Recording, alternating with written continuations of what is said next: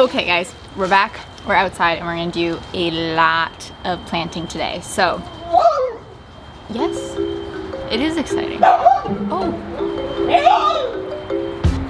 I think plants are the first thing I see. I'm like, oh yeah, I want this plant there. I mean, I want all different types of herbs. I don't know, maybe we'll go crazy.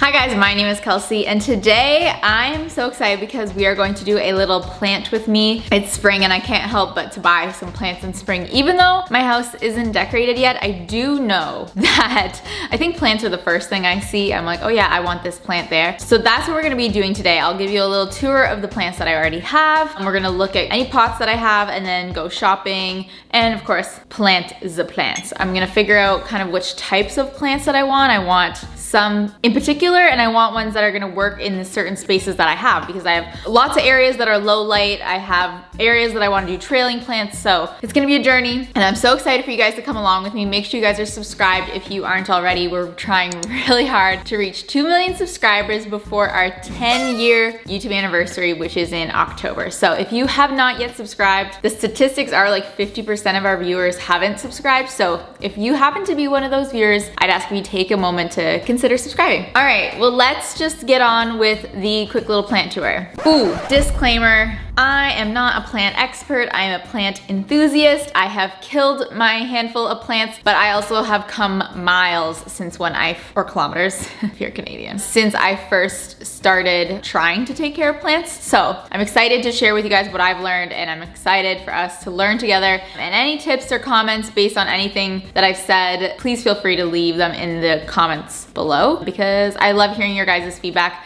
It really helps me in my plant journey. So let's start off in the basement. Now I have 3 windows in the basement. In the landing area, which is gonna be my vanity area, currently we have a jade plant in here, and we also have a peely. If you guys don't know the peely plant, it is you know, the giving plant also, because it pops up little babies. You can share them with your friends and family. So I think this one came from my sister. All the peely plants I have originally started with a plant that my sister got, and then she gave some to my mom, and then my moms were doing so well, so then she gave them to me. Anyways, we have a peely and we have a jade here. The jade is actually really tall for this window. I would rather plants that are like a little bit shorter and lower, and then maybe a trailing plant. So I'm gonna keep an eye out for that when I'm shopping, but I'm gonna move this jade plant to the bathroom. So in the bathroom, this is one of the larger windows because it doesn't have the duct running past it, and it's super bright. It gets a lot of sun, even though it is in the basement.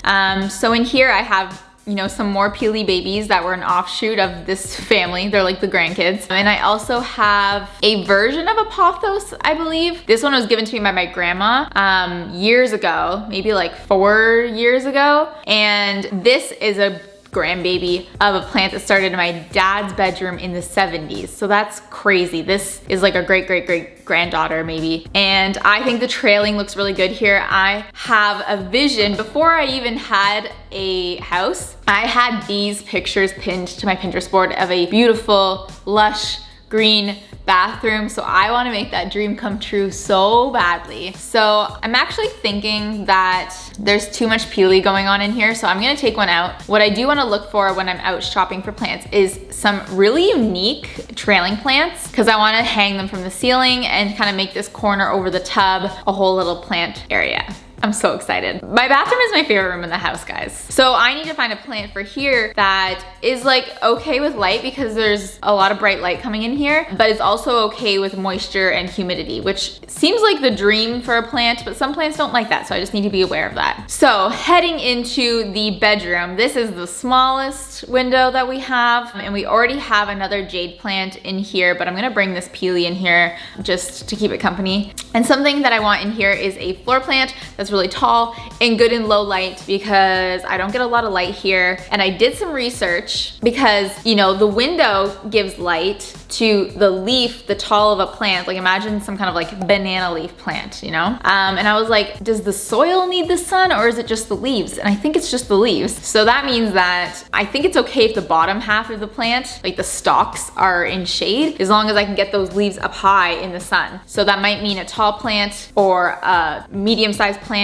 with a stand, or of course I could always do like a snake plant that is good in low light. But I would love something really cool here, and something that I don't already have. but I do have a snake plant, which is currently on my stairs in my landing area, closet, vanity area. This one is doing okay here. Snake plants do not need a lot of light at all. This one could also probably be repotted if I find a bigger pot for it, but it's doing okay here for now, but I'm definitely keeping an eye on it because it really gets not a lot of light in there. But I've also had a snake plant survive in the bathroom, so that's a thing. If you guys didn't know, we have a whole episode, not a series. Wait, was it a series? No, it was an episode. If you guys didn't know, we actually did a like low light or no light plant challenge with all of the plants that we were told could survive in no light. So we actually put them to the test in our bathroom for 4 weeks.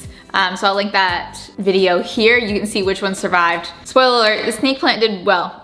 So I'm hoping it will survive here on the stairs. So heading upstairs, I have a little propagation station in my small kitchen window. I just have some little pothos clippings here. I think I have some like overgrown succulent, but it's really cute and I like it. It's not really a propagation, I guess. Another peely granddaughter is chilling in here. But what I also have is spring onion, some green onion. I think I should plant this. Apparently, you can tell they're kind of like shooting the new sprouts are shooting, so that's exciting. Eventually, in my house, I want to do a whole kind of like grow light cabinet for all types of herbs and stuff, but I have these spring onions right now, so I would love to plant those, and I also really want basil. I mean, I want all different types of herbs, but we might just start with basil, or I don't know, maybe we'll go crazy. Maybe we'll get some more. We'll see what kind of deals they're having at the plant nursery. And then we have a spider plant, also good in low light. We have a ZZ that I recently picked up because I just saw it, and I killed my giant ZZ because I left it here at my house in the winter, and all the other plants survived, except the ZZ did not survive when I wasn't living here and the heat was kind of off and on. So rip to my ZZ, but I bought a new little baby, so that will go somewhere, but it needs a pot. There's this snake plant that I recently repotted and borrowed some of it from my mom. Her snake plant was kind of overgrowing, but I left it outside and I think it got a little burnt and it didn't like being outside because, again, snake plants, sun. Hopefully this one can recover and, you know, not hate me because I left it outside. And then of course we have some more pothos. It's just like the easiest plant to take care of ever. If you guys just need to start anywhere with a plant, grab yourself some pothos. You can totally like forget about them and they won't hate you if you know, water them a little bit late in the month. And they're pretty easy to grow and they're good in low light. Is that it? Oh yeah, I have a little fiddly fig that I also picked up. Again, left that one outside, also in the bright light. Didn't like me, it literally burnt the leaves. So keep your snake plants, your ZZs, your fiddly figs out of bright light. I mean, even though we think plants like bright light, they don't all do. And then I have a mid-century modern plant stand plus pot holding a rubber plant, or a ficus, is it a ficus elastica? I'm starting to learn some things and I'm feeling pretty good about it. This one I think can definitely be repotted. It hasn't been repotted in a really long time. It hasn't been giving me new growth, so I think it's time to repot it so it can feel good about itself. So I'm gonna need a new pot for that guy. What am I gonna put in this pot then? Maybe I'll get like a new snake plant for it? The options are endless. So now that we know the areas of the home that I want to find plants for, I took to YouTube and the internet and Pinterest and looked at which plants I had pinned for an aesthetic vibe. But I also turned to YouTube and I was looking up, you know, best plants for a bathroom, best tall floor plants. I will link down below some of the creators that I was watching. As I was researching these plants, I started plotting them on a chart. So it's sorted by plants that need a lot of sunlight versus plants that are okay in low light, and plants that are okay with low water, and plants that need a lot of water or humidity. This is gonna be helpful while I'm shopping, and I will link it down below for you guys if you also wanna check out this chart that I made. I made it, I'm not an expert, but let me know if there's any corrections that you need to see happen on this chart. And then the very last thing to do before we go to the nursery is to look at the pots that I have. So I'm just going into my garage, pulling out the pots. This is the one where my ZZ died. It really was a huge ZZ. I totally messed up. This was an expensive plant to have let go, so I'm really sad about it. I'm gonna give it a quick spray paint of primer, and then hopefully tomorrow I can actually do a DIY technique on this that I saw online, which I'm excited to try out. It involves paint and baking soda. What could it be?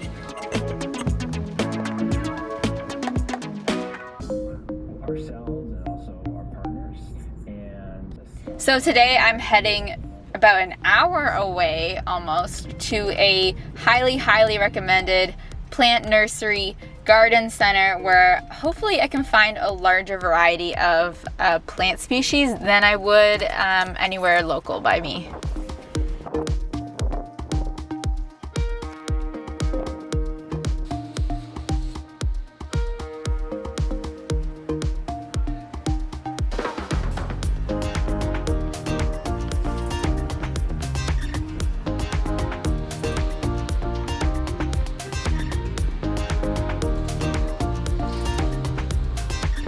Here are some beautiful peace lilies. This one is flowering. I love how big it is, but maybe it's too big for my house. Maybe if there's smaller peace lilies, I'll think about it.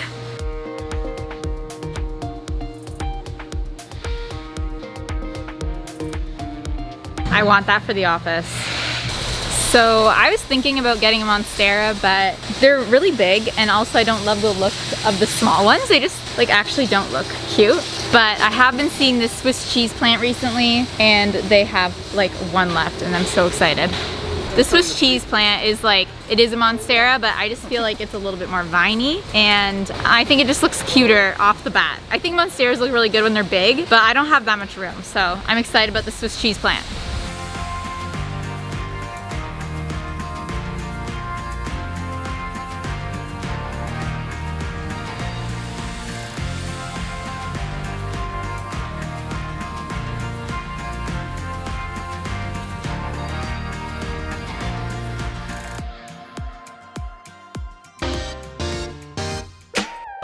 Okay guys, we're back, we're outside, and we're gonna do a lot of planting today. So I will do a quick haul of the plants that I did pick up, and then we're gonna get to planting. I literally brought every single house plant I own out here because I think it's good to like take a look at them, replant them if needed, so this way I can swap a whole bunch of pots and have a very successful planting session. So first up, I was really excited to find this Swiss cheese monstera. When you hear monstera, you probably picture this plant, but I'm really excited about this one. I think it's super unique looking, and it's full, and hopefully will do a little bit of trailing for me. I got these two little guys. They are from the peperomia family, I believe. I think this one's a watermelon peperomia. I think they're really cute, and hopefully I can grow them nice and big, because I think it's a lot easier to take care of a few large plants instead of a bunch of small plants. Big plants I think are a lot more rewarding. Of course, we got some basil. Oh, and I left my spring onion inside. I need to go grab that because I want to plant both of those to put them in my windowsill. It smells so good. I also got this Chinese evergreen. This one was the most expensive plant I purchased, but it's also big and full and beautiful, so I'm very excited to have this Chinese evergreen.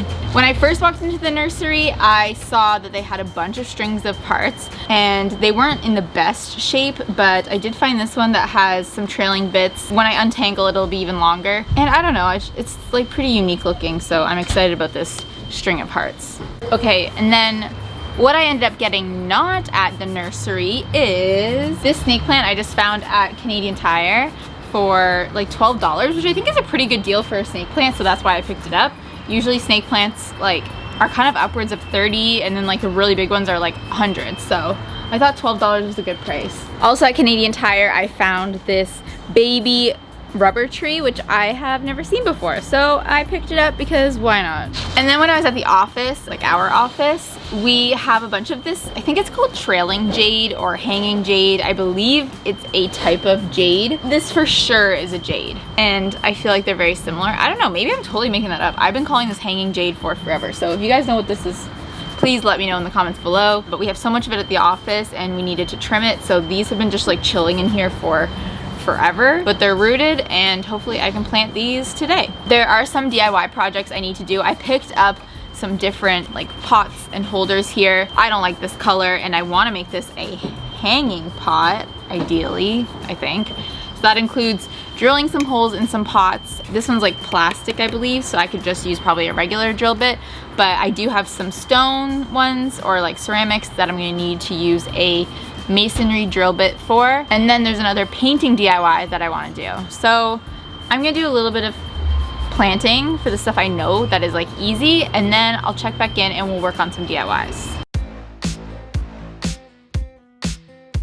Okay, so everything is pretty much potted, so now we can move on to some quick DIYs before I finish potting the rest of them. So the first one we're going to do is a faux terracotta textured paint. So Becky actually sent me this DIY and she found it on a blog called Collective Gem, I believe. I'll link it down below. But essentially, we use baking powder and a water-based paint, which apparently a lot of wall paints are water-based. You just add a little bit of baking powder to that wall paint and then it's gonna kind of like puff up a little bit. So let's give it a shot.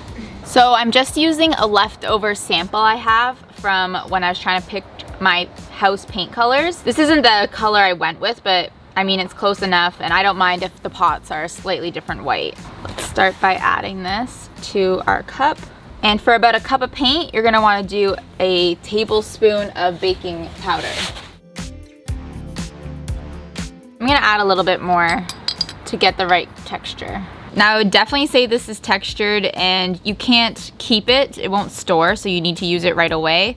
I think the best tip here is to put it on in thick brush strokes and make sure you're going the same direction. This way it's kind of gonna look like a plaster effect, and seeing brush marks I think is okay because again it kind of looks like plaster, but you want to make sure that you do have kind of like thicker globs. I think this would look really good in a colored paint, like a terracotta color. It might look even more like it's some kind of stone or plaster pot. So really the best tip I can give you is to go in with thick globs. You can't think of it like you're painting, you have to think of it like you're almost plastering with a paintbrush. And a trick I did was putting on a glob and really not smoothing it out and then coming back after, you know, a couple minutes and just lightly running the paintbrush over it. I feel like it kind of like broke it up and made it less smooth. Overall, I think this turned out pretty good. I think that if somebody saw this, they wouldn't think it's a cheap plastic pot. I think they think it was a handcrafted artisan pot, handcrafted by me.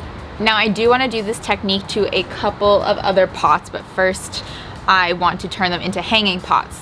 So I have this plastic pot and all I'm going to do is drill some holes in the sides using a standard drill bit. Of course, if you want to go the no drill route, you can always do a macrame holder or a string holder that just sits and cradles the pot. We have DIYs on our channel of those, so I will make sure that they're all linked here.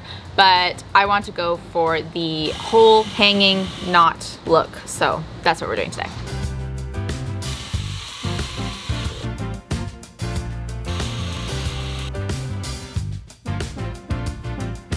So I measured out where my holes are gonna go evenly onto my ceramic pot. I then used a piece of tape to mark where I'm going to be drilling the holes. This helps show you where the spacing is, but it also stops the drill bit from sliding. That's the hardest part, is honestly the drill bit just wants to slide. So you use a masonry drill bit for this, and the key is to just make sure that you're using a really light pressure. You might need a little bit of a harder pressure to get it started, but then after that you just want to be kissing the pot with the drill bit.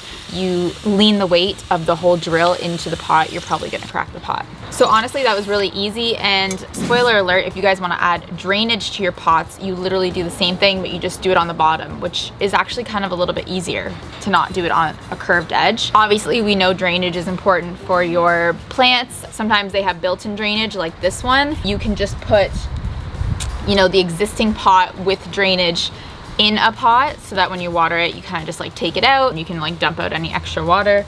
You could do rocks in the bottom, or you could just drill a hole, and then whenever you water it, you just have to do it over the sink and make sure it's kind of like dry before you hang it back up. Those are your drainage options. I do a combination of all the above. So next up, I have my macrame cord, cotton cord.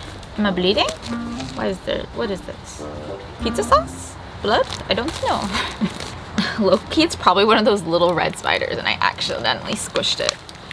You know those little ones? They're always on rocks. So I have my cotton cord here, and really all we need to do, I don't want to really do the full thing right now because I don't want to waste the cord and I want to wait to hang it until I'm found the exact spot where I want to hang it. We're basically just going to take our cord, string it through. I'm thinking of doing a knot on the inside, and then you just kind of like loop them all together, and look how easy that was.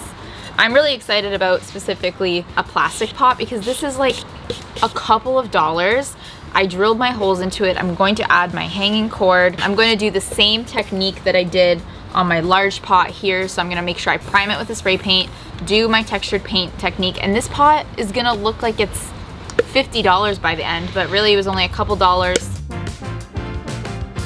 So let me give you a little tour of what ended up where. So on my stairs in the basement, you have a snake plant and a ZZ. These are both good in low light, so that's why I put them there. Moving into the bathroom, I have the Swiss cheese plant hanging up and the string of hearts, as well as the philodendron in the window. I'm not sure if the Swiss cheese plant is gonna be happy in this corner. It seems like it's a little bit dark, so I might have to move things around, but they look pretty good. And my bathroom jungle is coming to life. I have a peely and jade in my landing windowsill, and more peelies, that watermelon peperomia, and the floor snake plant in our DIY'd mid-century modern stand. So in the kitchen, I have my trailing jade hanging up, as well as my baby rubber tree. That's what it was called. I hung those in the kitchen because I know the rubber tree needed a lot of light. So 2 plants in the kitchen that don't need a lot of light, which is why I think they work well on top of the kitchen cabinets, is the pothos as well as the spider plant, which I put on top of the kitchen cabinets. In the windowsill, I of course have my basil as well as the spring onion, which is doing very well in the window. And then 2 plants that don't really have a home yet are the rubber tree and the Chinese evergreen, which I think looks so good in this pot. That was only $30, but these don't have a home yet. They will once I kind of finish decorating my space. Thank you guys so much for coming along on this plant with me journey. I think I learned a lot. I picked up some new unique plants that I'm really excited about. And most of all, my place just looks so alive and warm and cozy with all of these plants. So if you don't have some plants yourself, guys, I would encourage you to go pick them up. You have lots of options. If you don't have space, you can hang them up.